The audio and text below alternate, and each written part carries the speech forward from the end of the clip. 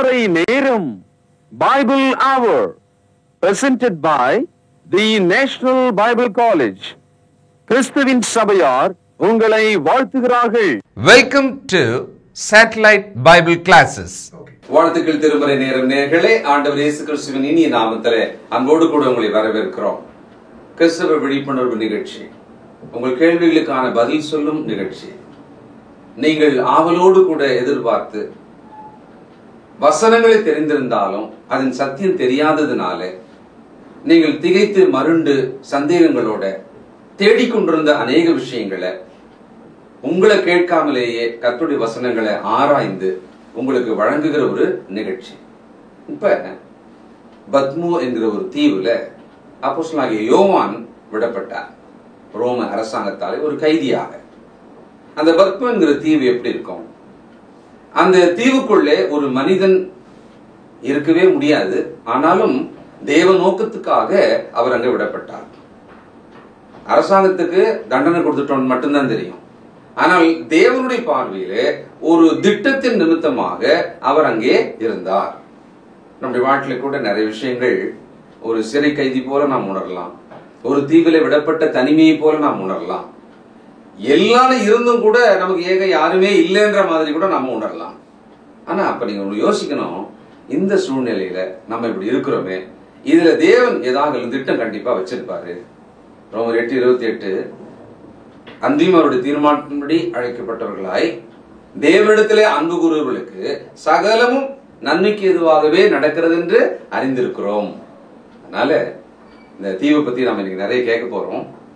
அப்படி ஒரு இடத்துல போய் இருந்து தேவனுக்குள்ள சந்தோஷமாக வெளிப்பாடுகளை பெற்று அதை எழுதி ஒரு மனுஷன் நமக்காக கொடுத்திருக்கிறார் அப்படின்னும் பொழுது நாம கூட நம்முடைய சூழ்நிலைக்கு நடுவுல பலவிதமான துன்பங்களை கடந்து போகும்போது இது நிமித்தம் ஆறுதலையும் நம்பிக்கையும் பெற்றுக்கொள்ளணும். இந்த வெளிப்படுத்துற விசேஷ புத்தகமே கிறிஸ்தவர்களுக்கு அவளை சுற்றிலும் இருந்த பாடுகளுக்கு நடுவுல நம்பிக்கையை ஊட்டும்படி, தைரியம் ஊட்டும்படி, வெற்றி நமக்குத்தான் அப்படின்னு சொல்லும்படி எழுதப்பட்ட ஒரு புத்தகம் தான் இந்த வெளிப்படுத்தின விசேஷம்.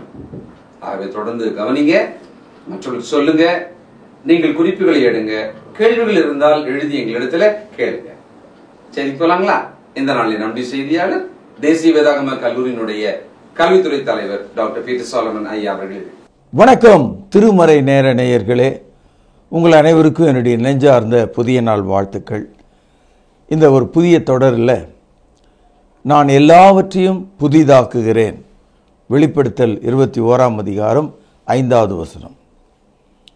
வானத்தையும் பூமியும் அதில் உள்ள யாவற்றையும் உண்டாக்கின தேவன் ஒரு கட்டத்தில், ஒரு காலத்தில் வெளிப்படுத்தல சொல்கிறாரு, நான் எல்லாவற்றையும் புதிதாக்குகிறேன். மனிதர்களாகி நம்முடைய வாழ்க்கையில் நாம் எப்போதும் அப்படி யோசிக்கிறோம், புதுசாக எல்லாத்தையும் செய்யணும், புதிதாக துவங்கணும், நாம் மறுபடியும் இதை செய்யணும் அப்படின்ற ஒரு ஆர்வம் நமக்கு உண்டு. சகோதரர்களே, எல்லாவற்றையும் புதிதாக செய்ய விரும்புகிறவர் அதற்கான ஆயத்தங்களை நமக்கு கொடுக்க விரும்புகிறார். வெளிப்படுத்தல் 1ஆம் அதிகாரம் 9வது வசனத்தில் தமது ஊழியக்காரனாகிய யோவான் அப்போஸ்தலரை கொண்டு நமக்கு ஒரு நற்செய்தியை வழங்குகிறார். வெளிப்படுத்தல் 1வது அதிகாரம் 9வது வசனம், பக்கம் 334. உங்கள் சகோதரனும் இயேசு கிறிஸ்துவ நிமித்தம் வருகிற உபத்திரவத்துக்கும் அவருடைய ராஜ்யத்திற்கும் அவருடைய பொறுமைக்கும் உங்கள் உடன் பங்காளனுமாயிருக்கிற யோவானாகிய நான் தேவ வசனத்தின் நிமித்தமும் இயேசு கிறிஸ்துவை பற்றிய சாட்சி நிமித்தமும் பத்மு என்னும் தீவிலே இருந்தேன். சகோதரர்களே, இந்த வெளிப்படுத்தல் புத்தகத்தை எழுதுவதற்கு தேவன் தன்னுடைய அன்பின் மகனாகிய யோவான் அப்போஸ்தலரை தனித்து விடப்பட்ட ஒரு தீவிலே வைத்து விட்டார். ரோம அன்றைய ஆட்சியாளர்கள் யோவானுக்கு மரணத்தை பரிசாக கொடுக்க விரும்பினார்கள். அவர்கள் மரணத்தை பரிசாக கொடுக்க நினைத்த போது அதில் பல வகையில் சிலுவையில் அறைதல், சிலுவையிலே தலைகீழாக அறைதல், கொதிக்கும் எண்ணெயில் வீசி எறிதல், தலைகளை துண்டி தெரிதல், இப்படியெல்லாம் அவர்கள் மரண தண்டனை கொடுத்தாங்க. அப்படி மரண தண்டனை நிறைவேற்றுவதற்காக அன்றைய ரோம பேரரசு தன்னுடைய ஆட்சிக்குட்பட்ட ஒரு சிறிய தீவு, அதனுடைய சுற்றளவு 35 கிலோமீட்டர் தான். இந்த தீவினுடைய பெயர் பத்மூஸ் என்பதாகும். இந்த தீவு மரஞ்செடிகள் இல்லாத காய்ந்த பொட்டலான சாம்பலும் கற்களும் நிறைந்த ஒரு தீவு. இந்த தீவில் படகுல குற்றவாளிகளை கொண்டு வந்து கொன்று வீசி எறிவது அன்றைய ரோமானிய அந்த அரசனுடைய திட்டமாக இருந்தது. ஆகவே அந்த தீவில் வீசி எறியப்பட்ட மனித உடல்கள், எலும்பு கூடுகள் தான் இருக்கும். அப்படிப்பட்ட ஒரு தீவில், எந்தவித நிழல் இல்லாத ஒரு தீவில் யோவான் அப்போஸ்தலர் தள்ளப்பட்டார். அன்றைக்கு சமயத்தில் நம்முடைய வாழ்க்கை கூட ஒரு பொட்டலான, ஒன்றுமில்லாத, காய்ந்த, ஒரு மரம் இல்லாமல், ஒரு செடி இல்லாமல், ஒரு கனி இல்லாமல், ஒரு பூ இல்லாமல், ஒரு நல்ல தண்ணீர் இல்லாத, வேலைக்கு சாப்பாடு இல்லாமல், பஞ்சம் பசி இவைகளின் கீழ் வந்து விடும்போது கர்த்தர் ஏன் என்னை கைவிட்டார்? ஏன் இந்த குழியிலே என்னை தூக்கி போட்டார்? நான் ஏன் இந்த இடுக்கண்களில் வசிக்கிறேன் என்ற கேள்விகளை நாம் எப்போதும் எழுப்புகிறோம். உங்களுக்கு ஞாபகம் இருக்கிறதா? சொந்த சகோதரனை 11 பேர், அவனுடைய மூத்த சகோதரர்கள், அவனை குழியிலே தூக்கி போட்டார்கள். அவனுடைய பேர் யோசேப்பு. அதுபோல தான் நம்முடைய வாழ்க்கையில் நாம் ஒரு குழியில் விழக்கூடும். மரண இருளின் நிழலில் நாம் நடக்கக்கூடியவர்களாக இருக்கிறோம். சகோதரன், நம்முடைய வாழ்க்கை சகல பொல்லாப்பும் வேதனையும் நிறைந்ததாக இருக்கிறது. சில வீடுகளில் 3 மாதத்துக்கு ஒருத்தர் செத்து போவாங்க. ஒரே வருஷத்தில் 3 அடக்கம் ஏற்படும், 4 அடக்கம் செய்வாங்க. அந்த வீட்டினுடைய நிலைமை என்ன ஆகும்? ஆனால் தேவனிடத்திலே அன்பு கூறுகிறவர்களுக்கு சகலமும் நன்மைக்கு ஏதுவாக நடக்கிறது என்று அறிந்திருக்கிறோம் என்று ரோமர் 8ஆம் அதிகாரம் 28ஆம் வசனத்திலே வாசிக்கிறோம். சகோதரர்களே, யோவான் அப்போஸ்தலர் பத்மு என்றும் தீவிலே அவர் இருந்தாலும் அங்கே இருந்துதான் இந்த புதிய எல்லாவற்றையும் குறித்த, எல்லாவற்றையும் நான் புதிதாக்குகிறேன் என்ற இந்த தகவலை தேவன் உலகத்தில் உள்ள நமக்கும் அன்றைக்கு ஆசியாவில் உள்ள 7 சபைகளுக்கும் சொல்லும்படி தேவன் அங்கே கொண்டு சென்றார். தேவனுடைய திட்டம் ஒன்று இருந்தது. தேவனுடைய திட்டத்தை நிறைவேற்றுவதற்கான ஒரு கருவியாக, ஒரு நபராக இங்கே யோவான் அப்போஸ்தலர் இருக்கிறார். அநேக சமயங்களில் நாம் கூட ஏன் இந்த நிலை, ஏன் இந்த மூலை, ஏன் இந்த சூழல் என்று நாம் கேட்கும்போது தேவன் நம்மை ஆயத்தமாக்குகிறார். நம்முடைய குடும்பத்துக்காக நம்மை ஆயத்தமாக்குகிறார். நம்முடைய சபைக்காக நம்மை ஆயத்தமாக்குகிறார். உங்கள் ஒருவனை கொண்டு அநேகரிடத்தில் நன்மை பெருகும்படியாக தேவன் உதவி செய்கிறார். தாவீது பேரரசன் தன்னுடைய வாழ்நாளில் இப்படி சொன்னார், நான் உபத்திரவப்பட்டது நல்லது அப்படின்னார். அதனால் நான் உமது பிரமாணங்களை கற்றுக்கொண்டேன் என்று சொன்னார். அப்போ உபத்திரவங்கள் வழியாக நாம் தேவனுக்கு பிரியமாக இருக்க முடியும் என்பதை இது காட்டுகிறது. சகோதரர்களே, பத்மு தீவிலே இருக்கிற யோவான் அப்போஸ்தலர் இந்த கடிதத்தை எவ்வளவு பாசத்தோடு, நேசத்தோடு, அக்கறையோடு அவர் எழுதுவதை நாம் பார்க்கிறோம். 9வது வசனத்தினுடைய முதல் வரியை பாருங்க. உங்கள் சகோதரன் என்று சொல்லுகிறார், யுவர் பிரதர் என்று சொல்லுகிறார். இன்னைக்கு பாருங்க, கூட பிறந்த அண்ணன் தம்பிங்களை வெளியே சொல்றதுக்கு வெட்கப்பட்டு கொண்டு அவன் எனக்கு தெரியாதுன்னு சொல்லுவாங்க. அண்ணன் உயர்ந்த வேலையில் இருக்கும்போது தம்பி வேலையற்றவனாக இருக்கும்போது தம்பி அவன் நேசிப்பதில்லை. தம்பி உயர்ந்த வேலையில் இருக்கும்போது அண்ணனை அறிவு கட்டவன், படிக்காதவன், விளங்காதவன், அவன் பேரை சொல்றதுக்கு கூட முடியாத ஒரு சூழலில் இருக்கும். இன்றைக்கு அண்ணன் தம்பி உறவுகள் ரொம்ப குறைஞ்சி போன ஒரு காலம். ஏதோ ஒரு சூழ்நிலையில் பெற்றோர் நிமித்தமாக நம்முடைய பூர்வ சொத்து தந்தை தாய் வழியாக வர வேண்டிய ஒரு காரணத்துக்காகத்தான் நம்ம அண்ணன் தம்பின்னு அதிக உறவுகளை வச்சுக்கிறோம். அந்த அண்ணன் தம்பி உறவு கூட திருமணத்தின் வழியாக வருகிற அந்த அண்ணி அல்லது அந்த பெண் அந்த அண்ணன் தம்பி உறவை முதல்ல பிரித்து வைக்கிறத நம்ம பார்க்குறோம். அது ஒரு சூழ்நிலை தான், வேறு ஒன்றும் இல்லை. தம்பிக்கு திருமணம் ஆனாலும் தம்பி மனைவி அதுதான் செய்வார். ஆக ஏதாவது ஒரு வகையில் பாசமிகும் அண்ணன் தம்பி உறவை இந்த உலகம் ஒழித்து கட்டவும் பழித்து கட்டவும் தள்ளி வைக்கவும் தான் பார்க்குது. ஆனால் சபைக்குள்ளே நம்ம வரும்போது நீங்கள் பார்த்தீங்கன்னா ஒருத்தர் எப்படி அழைக்கிறாங்கன்னா சகோதரன் அழைக்கிறாங்க. நீங்கள் பார்த்தீங்களா சர்ச்சில் சகோதரி என்று அழைக்கிறாங்க. இங்கிலீஷில் பிரதர்ஸ் அண்ட் சிஸ்டர்ஸ் என்று தான் அழைக்கிறாங்க. நம் நாட்டிலேருந்து சுவாமி விவேகானந்தர் அமெரிக்காவில் உள்ள சிக்காகோ நாட்டில் நடந்த உலக மதங்களின் கூட்டத்துக்கு அவர் சென்றபோது அவரை ரொம்ப ஆச்சரியப்படுத்தின ஒரு விஷயம், அங்குள்ள மக்கள் எல்லாரும் ஒருவர் பிரதர் அண்ட் சிஸ்டர் என்று தான் சபைகளில் மத சம்பந்தமான கூட்டங்களை அழைக்கிறது வழக்கம். அதை பார்த்துட்டு இவரும் கூட பிரதர்ஸ் அண்ட் சிஸ்டர்ஸ் என்று தான் அவர் சொல்லியிருக்கார். நம்ம ஆளுங்க இந்த ஊரில் உட்காந்துக்கிட்டு பாருங்கள், இங்கிருந்து அங்கே போன சுவாமி விவேகானந்தர் பிரதர்ஸ் அண்ட் சிஸ்டர்ஸ்ன்னு சொன்னார். பிரதர்ஸ் அண்ட் சிஸ்டர்னு சொன்னார்ன்றது அங்கே இருக்கிறவங்கள பார்த்து இவர் சொல்கிறார், அவங்க சொன்னதை கேட்டு இவர் சொல்கிறார். காரணம், இந்த நாட்டில் இங்கே இருக்கிற மதத்தின் கீழே எல்லாரையும் பிரதர்ஸ் அண்ட் சிஸ்டர்னு சொல்கிறதுக்கு இங்கே இருக்கிற மதத்தில் இடமே இல்லை. ஏன்னா இங்கே மதத்தின் பெயரால் தீண்டாமை போதிக்கப்படுது. பார்த்தாலே தீட்டு, தொட்டாலே தீட்டு. இப்படிப்பட்ட இந்த அருவருப்பான ஜாதிகள் உள்ள இந்த நாட்டில் நீங்கள் யாரையும் போய் அண்ணன் தம்பின்னு சொல்ல முடியாது, பிரதர்ஸ் அண்ட் சிஸ்டர் நீங்கள் எல்லாம் சொல்ல முடியாது. அமெரிக்காவில் நீங்கள் சொல்லலாம், ஏன்னா அது ஒரு கிறிஸ்தவ நாடு. அதனால் ரொம்ப காலமாக அங்கே இருக்கிற மக்கள் பாருங்கள், விவேகானந்தர் அங்கே போனார், அவர் பிரதர்ஸ் அண்ட் சிஸ்டர்னு சொன்னார். ஏதோ அவங்களுக்கெல்லாம் தெரியாத மாதிரியும் இவர் தான் அதை புதுசாக கண்டுபிடிச்ச மாதிரியும் இருக்குது.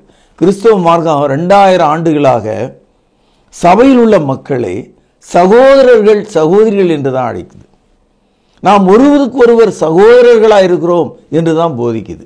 அதனால தான் சபையில் எல்லாரும் ஆங்கிலத்தில் பிரதர்ஸ் அண்ட் சிஸ்டர்னு சொல்கிறாங்க, தமிழில் சகோதரன் சகோதரின்னு சொல்கிறாங்க. இந்த வார்த்தையை கவனிங்க, உங்கள் சகோதரன் என்று சொல்கிறார். அன்பு தம்பியே, அன்பு அண்ணனே, தாயே, தகப்பனே, உங்கள் வாழ்க்கையில் ஒரு நல்ல அண்ணன் கிடைக்காம போயிருக்கலாம், ஒரு நல்ல தம்பி கிடைக்காம போகலாம். ஆனால் இயேசு கிறிஸ்துக்குள்ளே நீங்கள் ரட்சிக்கப்பட்டவராக சபைக்குள் இருக்கும்போது உங்களுக்கு ஒரு நல்ல அண்ணன் கிடைப்பார், ஒரு நல்ல தம்பி கிடைப்பார். சபையில் உள்ள அனைவருமே உங்களுக்கு சொந்தம்தான். பிலிப்பியர் 2ஆம் அதிகாரம் 25வது வசனம், மேலும் என் சகோதரனும் உடன் வேலையாளும் உடன் சேவகனும் உங்கள் ஸ்தானாதிபதியும் என் குறைச்சலுக்கு உதவி செய்ததுமான எப்பாப்ராத்துவை உங்களிடத்தில் அனுப்ப வேண்டும் என்று எண்ணினேன். அதாவது பவுலடியார் எப்பாப்ராத்து என்ற மனிதனை பிலிப்பு நாட்டில் உள்ள சபைக்கு அனுப்பும்போது அந்த சகோதரன் என்ற அந்த ஒரு மனிதனை எப்படியெல்லாம் பார்க்கிறார்னு பார்த்தீங்களா? என் சகோதரன் முதல்ல சொந்தம் கொண்டாடுறார், அடுத்தது உங்களுடைய வேலையாள்னு சொல்றார், அப்புறம் உடன் சேவகன் சொல்றார், ஸ்தானாதிபதி என்று சொல்கிறார், குறைச்சலுக்கு உதவி செய்கிறவன் என்று சொல்றார். இந்த எல்லா தகுதியும் தான் ஒரு சகோதரன். உபத்திரவ காலத்தில் உதவி செய்வதற்காக தான் சகோதரன் பிறந்திருக்கிறான். அடுத்ததாக வெளிப்படுத்தல இயேசு கிறிஸ்து நிமித்தம் வருகிற உபத்திரவத்துக்கும் அவருடைய ராஜ்யத்துக்கும் அவருடைய பொறுமைக்கும் உங்கள் உடன் பங்காளனுமாயிருக்கிற என்று சொல்கிறார். பங்காளன் என்று சொன்னால் பார்ட்னர்னு அர்த்தம். ஒரு பெரிய மரத்துண்டை ஒரு ஆள் தூக்க முடியாது. அப்போ ஆரம்ப முனையில் ஒரு ஆளும் பின்னால் ஒரு ஆளும் 2 பேர் சேர்ந்து தோளில் தூக்கும்போது அதை எடுத்துக்கொண்டு போகலாம். பங்காளன்னா என்ன அர்த்தம்னா சம அளவில் எல்லாத்தையும் சுமக்கிறவங்கன்னு அர்த்தம். சகோதரர்களே, நாம் எல்லாரும் நம்மால் முடிந்தவைகளை செய்ய வேண்டியவர்களாக இருக்கிறோம், நம்மால் முடிந்ததை சுமக்க வேண்டியவர்களாக இருக்கிறோம்.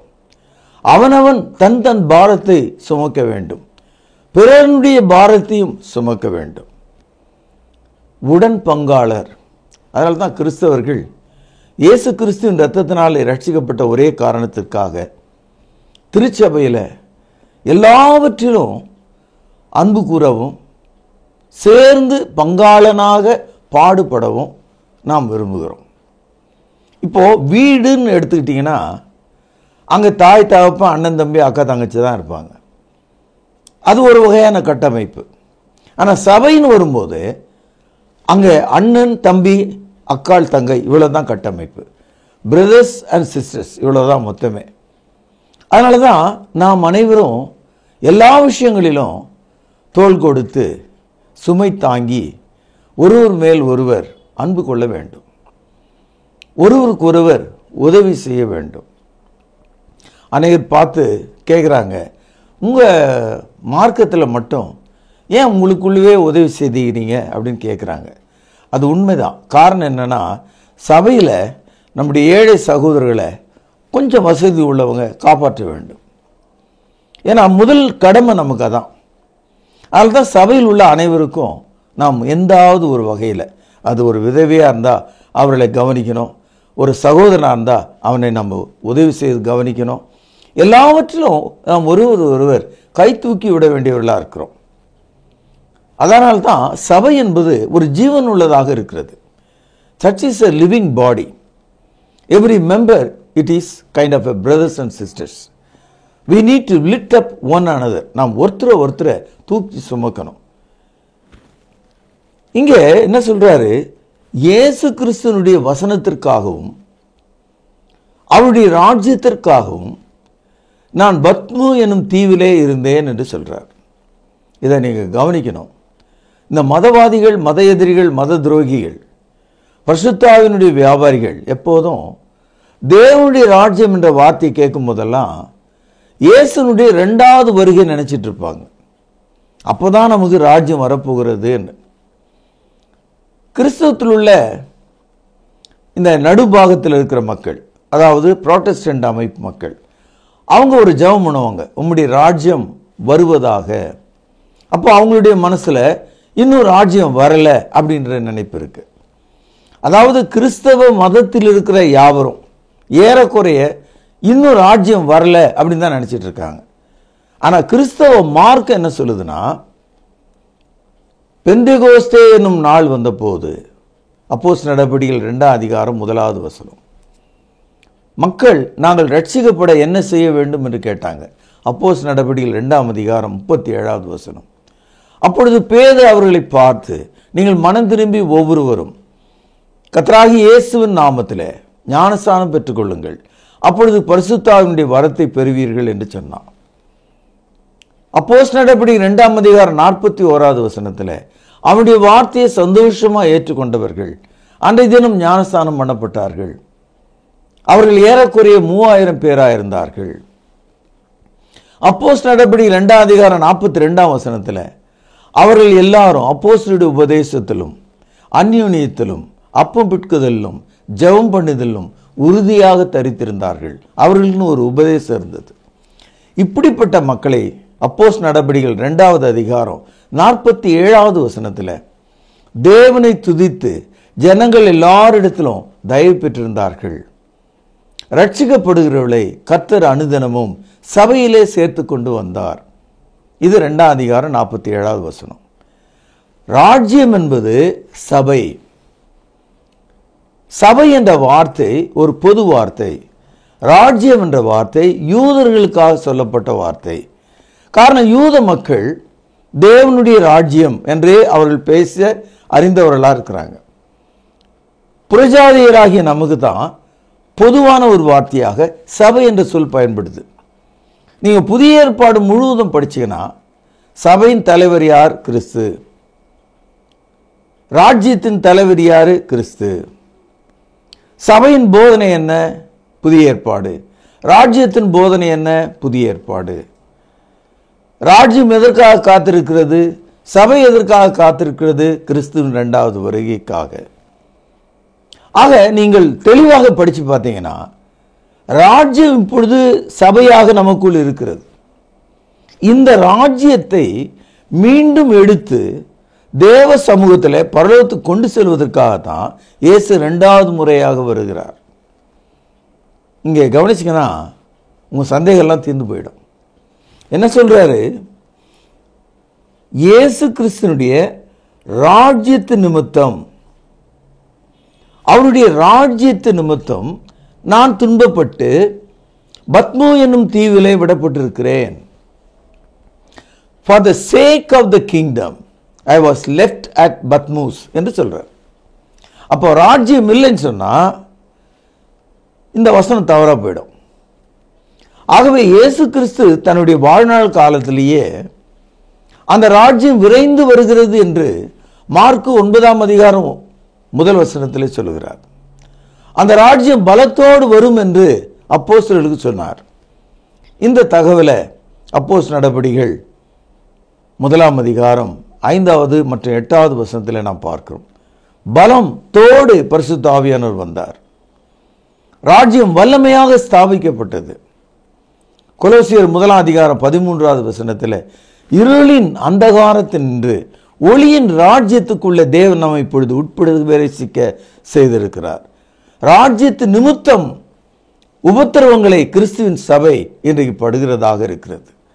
ஆக என் அன்பு சகோதரர்களே, கண்மணிகளே, தோழர்களே, இந்த வசனம் எல்லாவற்றையும் புதிதாக்குகிற தேவன் புதிதாக்குகிற செய்தியை நமக்கு கொடுக்கத்தக்கதாக இப்பொழுது இந்த வெளிப்படுத்தல் என்ற புத்தகம் நமக்கு கிடைக்கணும்னு சொன்னா இயேசுவை நேரடியாக கண்ட ஒரு சாட்சியால் தான் இதை எழுத முடியும். அப்போஸ்தலருடைய வரிசையில் கடைசி அப்போஸ்தலனாக மரித்தவர் இந்த யோவான் அப்போஸ்தலர் தான். இந்த யோவான் இப்பொழுது ஏன் பத்மு தீவில் இருக்காருன்னா நமக்கு ரொம்ப ஆச்சரியமா இருக்கும். அங்கே மழை இல்லை, தண்ணி இல்லை, சாம்பல், வெறும் கற்கள், உணவில்லை, எதுவும் இல்லை. ஆனால் தேவன் அந்த மனிதனை அங்கே வைத்து இந்த புத்தகத்தை உங்களுக்கு கொடுத்திருக்கிறார். ஆகவே இந்த வெளிப்படுத்தல் புத்தகத்தை உங்கள் கையில் ஏந்தி இதில் உள்ளவைகளை நீங்கள் வாசிக்க ஆரம்பிக்கும் போது தேவனுடைய கருணையை, அவருடைய அன்பை, நீங்கள் அவருடைய சகோதரர்களாக இருக்கும்படி அழைக்கப்பட்ட அந்த அன்பை நீங்கள் புரிந்து கொள்ளுங்கள்.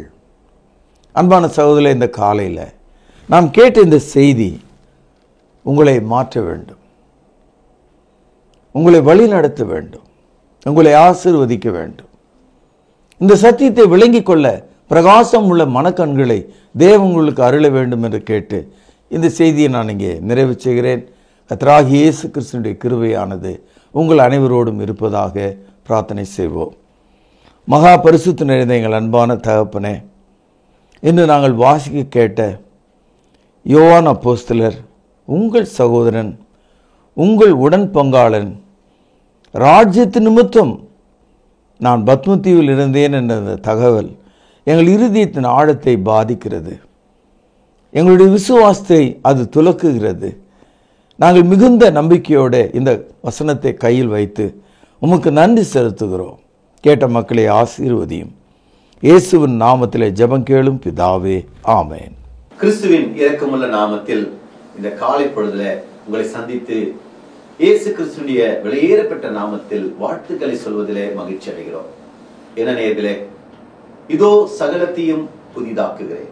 Behold, I make all things new என்ற இந்த புதிய தொடர் ஒரு பெரிய மாற்றத்தை மக்களுக்குள்ளே ஏற்படுத்தியிருக்கிறது. தமிழ் பேசும் நல்லுலகம் பார்க்கும் எல்லா தேசங்களிலும் இந்த தொலைக்காட்சி நிகழ்ச்சி இந்த புதிய சத்தியத்தை கொண்டு போய் சேர்த்திருக்கிறது. தமிழ்நாட்டிலிருந்து மட்டுமல்ல, வட இந்தியாவிலிருந்தும் பிற தேசங்களிலிருந்தும் தமிழர்கள் எங்கே வாழ்ந்து இந்த நிகழ்ச்சிகளை தொலைக்காட்சியிலும் யூடியூபிலும் பார்க்கிறார்களோ அவர்கள் அனுப்புகிற கடிதங்களுக்காக, அனுப்புகிற எஸ்எம்எஸ்களுக்காக நாங்கள் வாழ்த்துக்களை தெரிவித்துக் கொள்கிறோம். நேர்களே, நீங்கள் உலகத்தில் எந்த மூலையில் இருந்தாலும் நீங்கள் இயேசு கிறிஸ்துவின் வழியிலே நடக்க உங்களை உற்சாகப்படுத்துகிறோம். இந்த நாளிலே அப்போஸ்தலனாகிய யோவான் பத்மு தீவிலே ரோம பேரரசினாலே நாடு கடத்தப்பட்டு தண்டனைக்கு உட்படுத்த விஷயங்களை குறித்து கேள்விப்பட்டோம். இயேசு கிறிஸ்துடைய அப்போஸ்தலர்கள் எல்லாருமே இயேசு கிறிஸ்துக்காக இரத்த சாட்சிகளாக மரித்தார்கள். அதிலே யோவானும் விதிவிலக்கல்ல.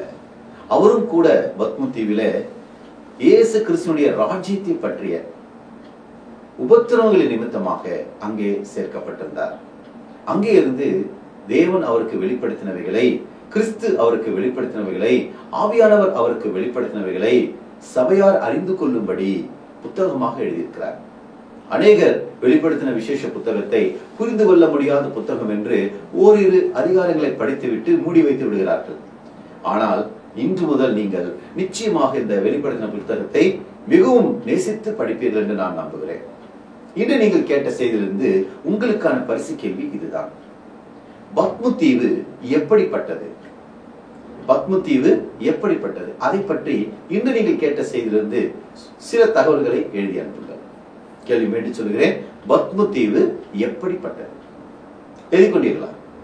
கொஞ்சம் அந்த நோட்ஸ் பாருங்க, வசனத்தை பாருங்க, சரியான பதில எழுதுங்க. சரியான பதிலுக்கு நல்ல பரிசுகள் காத்திருக்கிறது. ஏற்கனவே கேட்ட கேள்விகளுக்கு பதில்களை எழுதி பரிசு பெற்றவர்களை வாழ்த்துகிறோம். அநேகர் புதிய ஏற்பாட்டு சத்தியத்துக்கு திருமுழுக்கின் மூலமாய் கீழ்ப்படிந்ததற்காக வாழ்த்துகிறோம். தொடர்ந்து பாருங்கள், பிறரை பார்க்கும்படி உற்சாகப்படுத்துங்கள். மீண்டும் நாளை காலை இதே நேரம் இதே சேனலில் உங்களை சந்திக்கிறோம். தேவ கிருபையும் சமாதானமும் உங்கள் அனைவரோடு கூட இருப்பதாக. தொடர்பு கொள்ள வேண்டிய முகவரி: திருமறை நேரம், 58 சர்ச் தெரு, குமரன் நகர், சென்னை 6,82,000. தொலைபேசி எண் 044255008882. செல்போன் 9385500882. கர்த்தாவே, தேவர்களில் உமக்கு பானவர் யார்? வானத்திலும் பூமியிலும் உமக்கு பானவர் யார்? உமக்கு பானவர் யார்? உமக்கு பானவர் யார்? வானத்திலும் பூமியிலும் உமக்கு பானவர் யார்? வானத்திலும் பூமியிலும் உமக்கு பானவர் யார்?